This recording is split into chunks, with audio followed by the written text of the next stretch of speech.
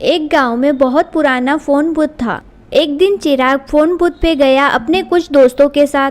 सबने लाइन लगा ली थी क्योंकि उन्हें किसी को परेशान करना था। उनकी एक दोस्त थी मुस्कान। मुस्कान ने चिराग को धमकी दी थी कि अगर वो उसे परेशान करना बंद नहीं करेगा तो वो उसे जेल भिजवा देगी। यार ये मुस्कान का कुछ ज्यादा ही नहीं हो गया है, धमकी देने लगी है अब। भाई ये लड़कियों का तो कुछ वैसा ही है, जब तक उन्हें तोहफे देते रहो, उनकी मर्जी का खाना खिलाओ, घुमाओ फिराओ तब तक ठीक, वरना यही ड्रामा रहता है। तो भाई मैंने कौन सी कमी छोड़ी थी, महंगी से महंगी जगह घुमाना, महंगे से महंगे कपड़े दिलाता था। इतना तो उसका बाप भी नहीं खर्च करता होगा उस पे जितना मैंने कर दिया है 2 साल में। और देख जैसे ही नया मुर्गा मिला मुझे लात मार दी इसने। सब वादे भूल गई, कहाँ बोलती थी प्यार करती है मुझसे, शादी करेगी मुझसे, मेरे लिए दुनिया से लड़ जाएगी, और अब मुझसे ही लड़ती रहती है।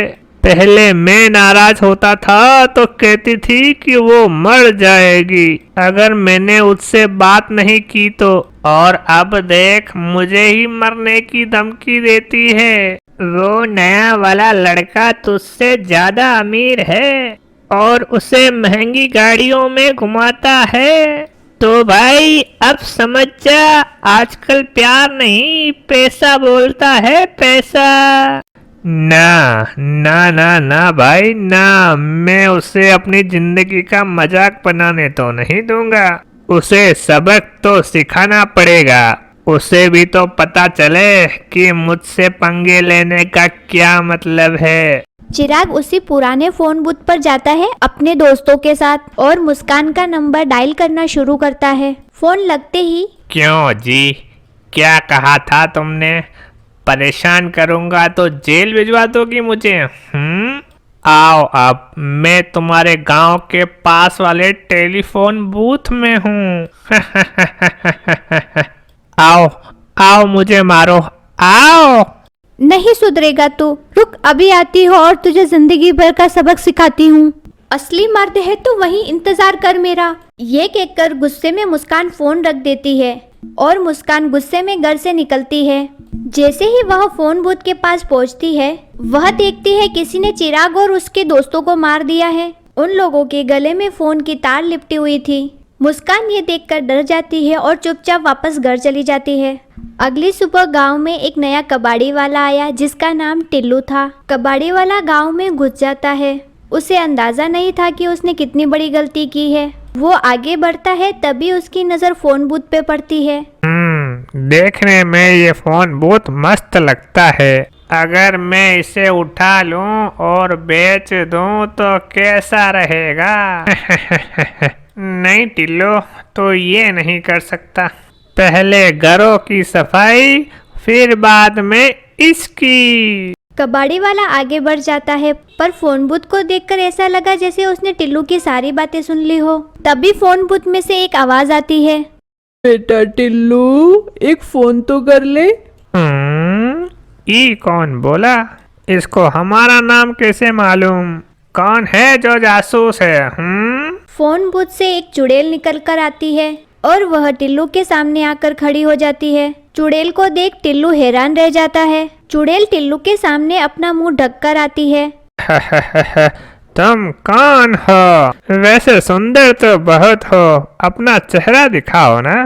बकवास नहीं, तुम यहाँ चोरी करने आए हो ना? अरे दादा तुमको कैसे पता? अब बोला नहीं जा रहा, कहो कैसे आए यहाँ? मैं तो बोला सा कबाड़ी वाला हूँ, मैं तो बस सफाई करने आया हूँ, सफाई करके चला जाऊंगा, ये चोरी क्या होती है? चुड़ैल टिल्लू को घूर कर देखती है और कहती है, ठीक है, ऐसा वैसा कुछ हुआ तो तुम चुड़ैल को तो जानते ही हो ना?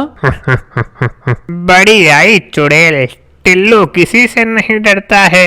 टिल्लू कबाड़ी वाला गांव में घुसता है और बड़ी ही आसानी से अपनी बातों में लोगों को फंसा लेता है। घरों में चोरी शुरू हो गई थी। टिल्लू सफाई के बहाने हर किसी के घर से कुछ न कुछ चुराता और उसे गांव के बाहर बेच आता। ए टिल्लू, मना किया था ना तुझे, पर तू माना नहीं। अरे यार, ये चुड़ैल क्या है? तुम्हें तुम्हारा हिस्सा चाहिए क्या? नहीं देंगे, जाओ, रास्ता छोड़ो हमारा।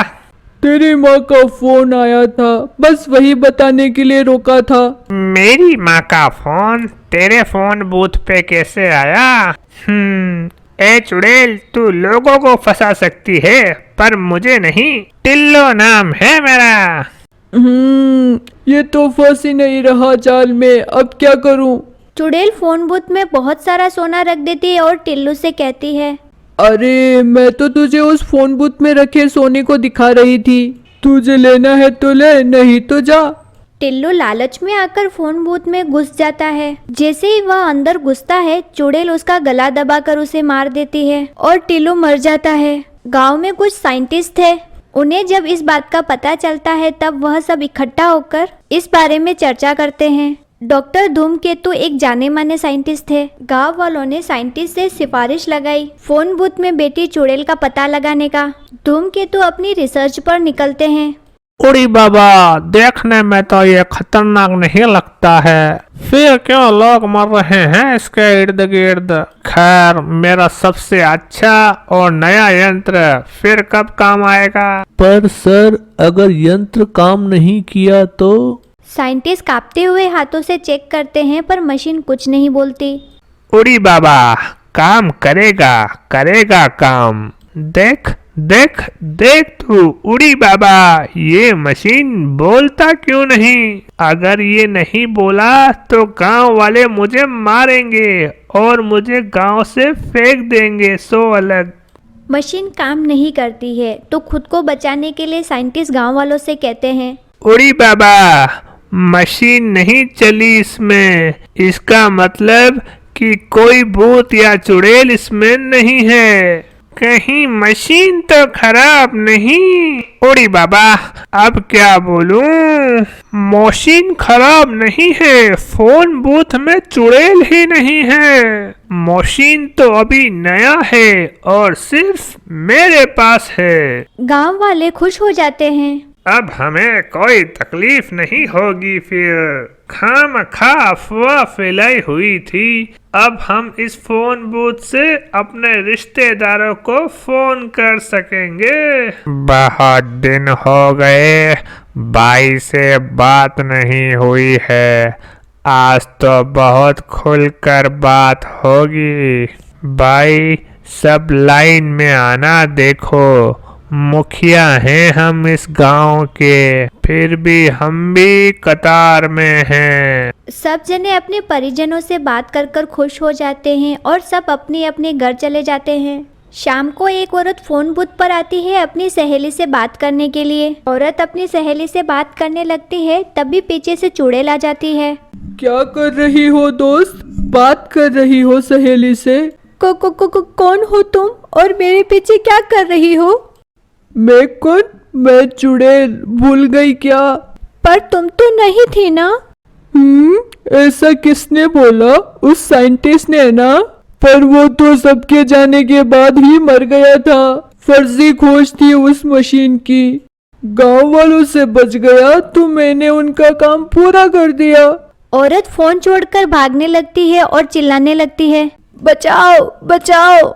और चुड़ैल उसके पीछे भागती है और उसे मार देती है। गांव से अब लोग कम हो रहे थे। लोगों को पता चल गया था कि अब चुड़ैल वापस आ गई है। सारे लोग गांव में पंचायत रखते हैं। हमें उस फोन बूथ को ही खत्म कर देना चाहिए। न रहेगा वो, न रहेगी वो चुड़ैल। कल हम सब मिलकर उस चुड़ैल को सबक सिखा कर रहेंगे। सारे मुखिया की बात मान लेते हैं और अपने अपने घरों में सोने चले जाते हैं। चुड़ैल उन सबकी बातें सुन लेती है और रात को ही फोन बूथ से बाहर निकलती है और अपने आप को खूब लंबा कर लेती है। लंबा होते ही वह सब तहस नहस कर देती है। सब डर के मारे इधर उधर भागने लगते हैं। फिर चुड़ैल मुखिया के घर पहुंच जाती है। चुड़ैल छुपके से मुखिया के घर के सारे फोन तोड़ देती है और उसके बच्चों को उठा ले जाती है। मुखिया जब देखता है उसके सामने चुड़ैल ने लिखा होता है, अगर अपने बच्चों को बचाना है तो फोन बूथ पर आ जाना, नहीं तो। मुखिया डर से पुलिस को फोन लगाने जाता है पर घर के सारे फोन टूटे मिलते हैं। मुखिया डरा हुआ था तो बिना कुछ सोचे समझे फोन बूथ के अंदर चला जाता है और पुलिस को फोन करने लगता है। तभी पीछे से चुड़ैल उसका गला पकड़ लेती है। मुझे मारेगा तू? फोन बूथ जलाएगा मेरा? वो तो वैसे ही जलेगा और तू भी मरेगी।